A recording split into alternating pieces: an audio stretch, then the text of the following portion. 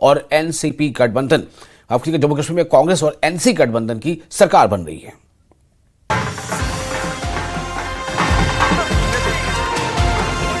BJP कार्यकर्ताओं का जश्न कुछ नहीं, बहुत ही खास है। हरियाणा में जनता ने तीसरी बार बीजेपी को सत्ता की चाबी सौंपी है, वो भी प्रचंड जीत के साथ। ऐसी जीत जिसने 57 साल के पुराने रिकॉर्ड को तोड़ दिया है। सीएम नायब सिंह सैनी ने जनता को शुक्रिया कहा, साथ ही जीत का श्रेय पीएम मोदी को दिया। दिल से धन्यवाद करता हूं और अपने लोकप्रिय प्रधानमंत्री, विश्व के नेता आदरणीय नरेंद्र मोदी जी, ये पूरा का पूरा श्रेय मैं आदरणीय मोदी जी को देता हूं। एग्जिट पोल के नतीजों से उलट हरियाणा में बीजेपी की आंधी ने ऐसा माहौल बनाया कि पूर्व सीएम बहाने ही खोजते दिखे, तो हार ने कांग्रेस के अंदर खाने चल रही सियासत को भी बेपर्दा किया। मेरे पास खबर है कई जगह काउंटिंग रुकी हुई है, जैसे रोहतक शहर की रुकी हुई है, और कई जगह है जो कंफ्यूजन के लिए डाटा अपडेट नहीं किया। मान लो जहाँ कहीं 10 राउंड की हुई है, 11 राउंड तक, 12 राउंड तक हो गई है, 7 राउंड तक का डाटा किया है। कई जगह जो जैसे थानेसर है वहाँ हमारा कैंडिडेट जीत भी गया है, सर्टिफिकेट भी ले आया।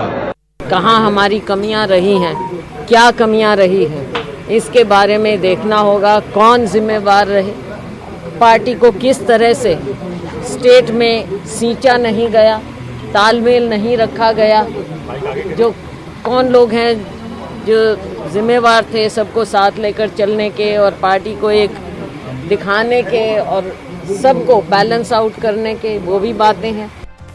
तमाम एग्जिट पोल हरियाणा में कांग्रेस की जीत की भविष्यवाणी कर रहे थे, तो आखिर कांग्रेस की हार की वजह रही क्या?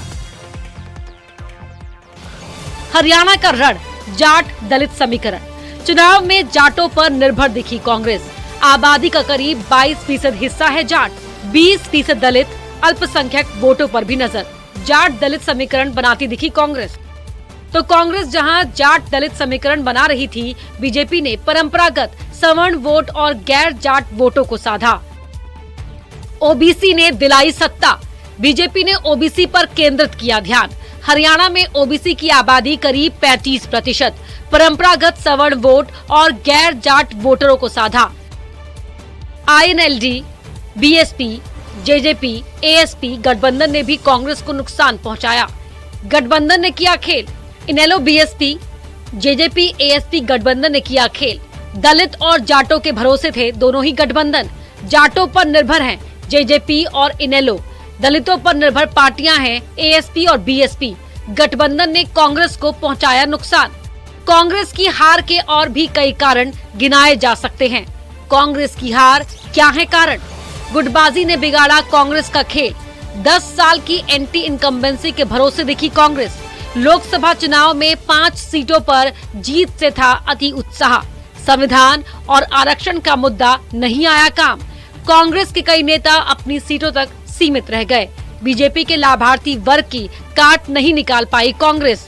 पहलवानों, किसानों का मुद्दा नहीं आया काम।